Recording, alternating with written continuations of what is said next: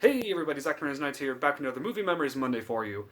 By the title, the thumbnail, you know what's going to be for. It's going to be such a classic movie that came out in 2001. Wow, I feel old. It came out 17 years this year. Did not exceed, I'd never seen that coming. But you know what it's going to be for. It's going to be for a classic called Spy Kids. This movie came out in 2001 in theaters, roughly around March. I believe my family and I went to see it in theaters, same thing with its sequel. We didn't see the third one in theaters, um, but it was still, for the most part, an okay film. Of the first three, my favorite is Spy Kids 2. Spy Kids 4 exists. I've seen it twice. Mediocre. It's not as good as the first three. Mainly the first two, though. Spy Kids 1, though, started it all. Starring Cameron. No, not Cameron. Carmen Cortez and Junie Cortez are the kids in this movie. I don't remember their names by heart. It should show in the back here, though. Let's see. Can't tell. Oh, I'm pretty sure it shows on here somewhere, but I can't find their real names. But anyway, these two kids find out that their parents are spies.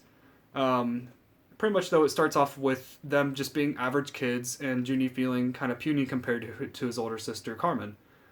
Him being nervous a lot, liking this show called Floop. I can't remember what his name is. Alan Cumming is his name. The actor who plays Floop. He also plays actually in Santa Claus 3, if you guys didn't know that, as Jack Frost. But anyway, this movie is a classic. This one actually is our original copy that we had as a kid. It's in surprisingly okay shape. But I thought we lost this years ago. For so that reason, I found this at Goodwill. I got two copies of Spy Kids 1. The new one I have right here has been in my closet since I found the original, and it's still in okay shape, so I keep it on my shelf. I don't know what to do with the second. I mean, I could give it away, but honestly, other than me who uses VHS tapes anymore. But this is the one I bought from Goodwill. It's in much better shape. So it says, real spies, only smaller. And this movie is just such a classic. If you haven't seen it, it's pretty much, like I just said, them finding out that their parents are spies after them being kidnapped.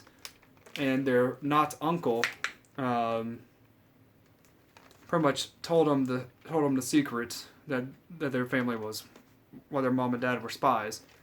And then I believe it was in Spy Kids 2 is when they found out that their grandparents were also spies too. Antonio Banderas plays what was his name in here? Gregorio.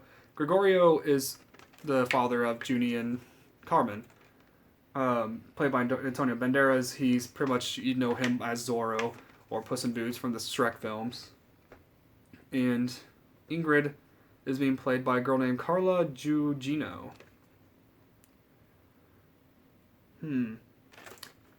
But not much else to say. I thought it was a very creative film. I liked the special effects. It still aged well, in my personal opinion, after 17 years.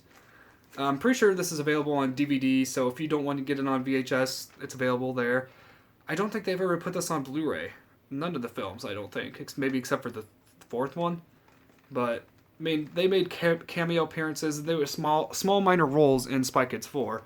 But nothing fantastic. It was pretty much supposed to be a soft reboot, but it was and wasn't at the same time. Pretty much the story was just a rehash of this one, and they pretty much had similar qualities to them.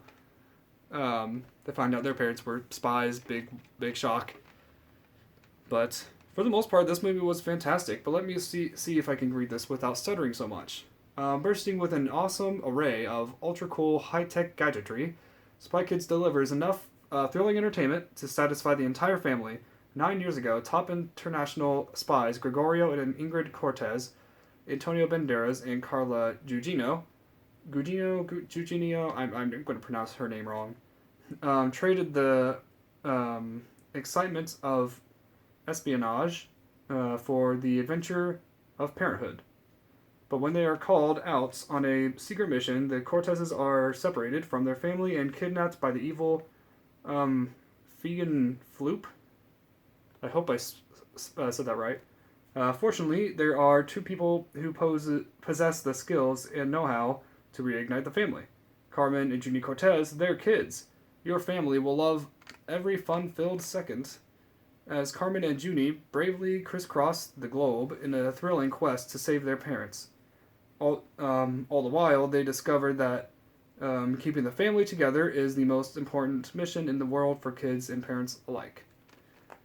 Now, this movie was rated PG for some sequences. I believe there was some language and kind of hidden language into it. Pretty much, they said some words that's supposed to sound like cussing and pretty much made it kind of like a pass into it.